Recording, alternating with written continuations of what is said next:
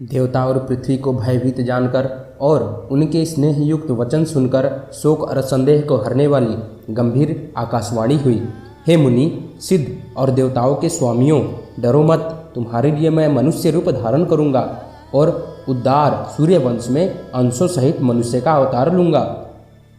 कश्यप और अदिति ने बड़ा भारी तप किया था। मैं पहले ही उनको वर दे चुका हूँ। वे ही दशरथ और कौशल्या के रूप में मनुष्यों के राजा होकर श्री अयोध्यापुरी में प्रकट हुए हैं। उन्हीं के घर जाकर मैं रघुकुल में श्रेष्ठ 4 भाइयों के रूप में अवतार लूंगा। नारद के सब वचन मैं सत्य करूंगा और अपनी पराशक्ति के सहित अवतार लूंगा। मैं पृथ्वी का सब बाहर हर लूंगा। हे देववृंद, तुम निर्भय हो जाओ। आकाश में भगवान की वाणी को कान से सुनकर देवता तुरंत लौट गए। उनका हृदय शीतल हो गया। तब ब्रह्मा जी ने पृथ्वी को समझाया, वह भी निर्भय हुई और उसके जी में भरोसा आ गया। देवताओं को यही सिखाकर कि वानरों का शरीर धर धर कर तुम लोग पृथ्वी पर जाकर भगवान के चरणों की सेवा करो, ब्रह्मा जी अपने लोक को चले गए। सब देवता अपने अपने लोक को गए। पृथ्वी सहित सबके मन को शांति मिली।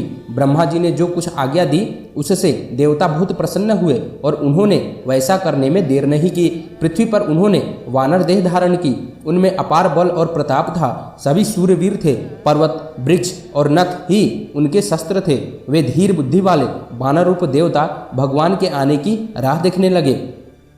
वे वानर पर्वतों में और जंगलों में जहाँ तहीं अपनी अपनी सुंदर सेना बनाकर भरपूर छा गए। यह सब सुंदर चरित्र मैंने कहा। अब वह चरित्र सुनो जिसे बीच ही में छोड़ दिया था।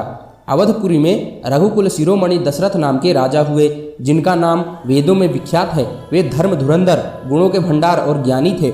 उनके हृदय में सारंग धनुष धारण करने वाली भगवान की भक्ति थी और उनकी बुद्धि भी उन्हीं में लगी रहती थी। उनकी कौशल्या आदि प्रिय रानियां सभी पवित्र आचरण वाली थी।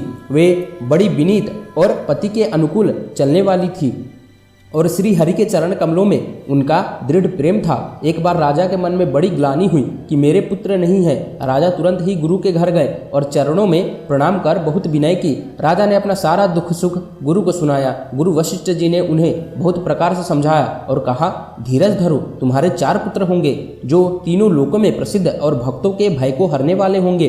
वशिष्ठ जी ने श्रृंगी ऋषि को बुलवाया और उनसे शुभ पुत्र कामेष्टि यज्ञ कराया। मुनि के भक्त सहित आहुतियां देने पर अग्निदेव हाथ में चरु लिए प्रकट हुए और दशरथ से बोले, वशिष्ठ ने हृदय में जो कुछ विचारा था तुम्हारा वह सब काम सिद्ध हो गया है। हे राजन, अब तुम जाकर इस हविष्यान्न को जिसको जैसा उचित हो वैसा भाग बनाकर बांट दो। तदंतर अग्निदेव सारी सभा को समझाकर अंतर्ध्यान हो गए। राजा परमानंद में मग्न हो गए। उनके हृदय में हर्ष समाता न था। उसी समय राजा ने अपनी प्यारी पत्नियों को बुलाया। कौशल्या आदि सब रानियां वहां चली आई। राजा ने हविष्यान्न का आधा भाग कौशल्या को दिया और शेष आधा के 2 भाग किए। वह उनमें से 1 भाग राजा ने कैकेयी को दिया। शेष जो बचा रहा उसके फिर 2 भाग हुए और राजा ने उनको कौशल्या और कैकेयी के हाथ पर रखकर अर्थात उनकी अनुमति लेकर और इस प्रकार उनका मन प्रसन्न करके सुमित्रा को दिया। इस प्रकार सब स्त्रियां गर्भवती हुई। वे हृदय में बहुत हर्षित हुई। उन्हें बड़ा सुख मिला। जिस दिन से श्री हरि लीला से गर्भ में आए सब लोगों में सुख और संपत्ति छा गई। शोभा, शील और तेज की खान बनी हुई सब रानियां महल में सुशोभित हुई। इस प्रकार कुछ समय सुखपूर्वक बीता और वह अवसर आ गया जिसमें प्रभु को प्रकट होना था।